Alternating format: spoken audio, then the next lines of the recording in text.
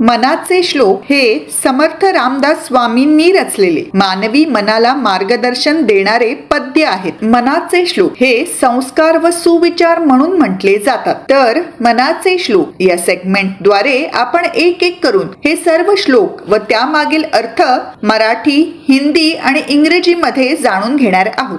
तर आज आपण मनाचे श्लोक क्रमांक 18 मधील त्यांचा विचार व त्यामागील बोध मराठी, हिंदी आणि इंग्रजी मध्ये जाणून घेणार आहोत। मना राघवे वीण आशा नको रे, मना मानवाची नको कीर्ती तुरे, जया वर्णिती वेद शास्त्रे पुराणे, तया वर्णिता सर्व ही श्लाघ्यवाणे। अर्थ मराठी।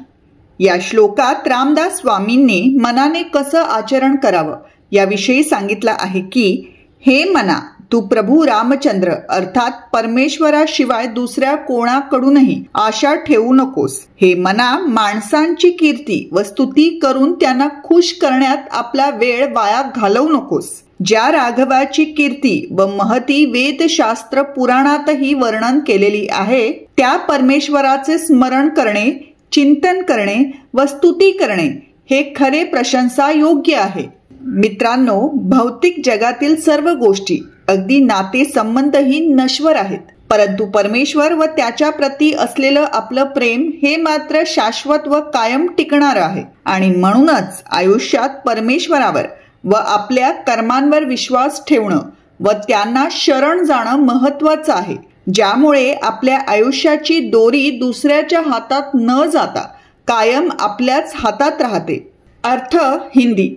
इस श्लोक में रामदास स्वामी जी ने मन को कैसा आचरण करना चाहिए इसके बारे में बताया है कि हे मन, तू भगवान रामचंद्र के अतिरिक्त किसी अन्य से आशा मत रख। हे मन, तू लोगों की प्रशंसा और स्तुति करके उन्हें प्रसन्न करने में अपना समय व्यर्थ न कर। जिस राघव की महिमा और महात्मा का वर्णन वेदों, शास्त्रों, पुराणों में किया गया है, उस प्रभु का स्मरण, चिंतन व गुणगान ही सच्ची स्तुति है। दोस्तों, भौतिक संसार में सब कुछ, यहाँ तक कि रिश्ते भी अनित्य है, परंतु प्रभु और उनके प्रति हमारा प्रेम शाश्वत और सदैव बना रहेगा। और इसलिए जीवन में भगवान और अपने कर्मों पर भरोसा करना और उनके प्रति समर्पित होना महत्वपूर्ण है, जिससे हमारे जीवन की डोर दूसरे के हाथ में नहीं बल्कि हमारे ही हाथ में रहती है। अर्थ English.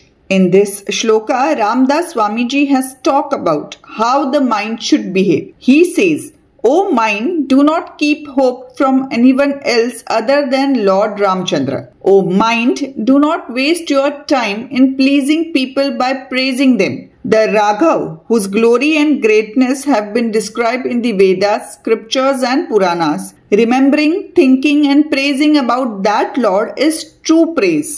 Friends, in the physical world, everything, even relationships, are temporary.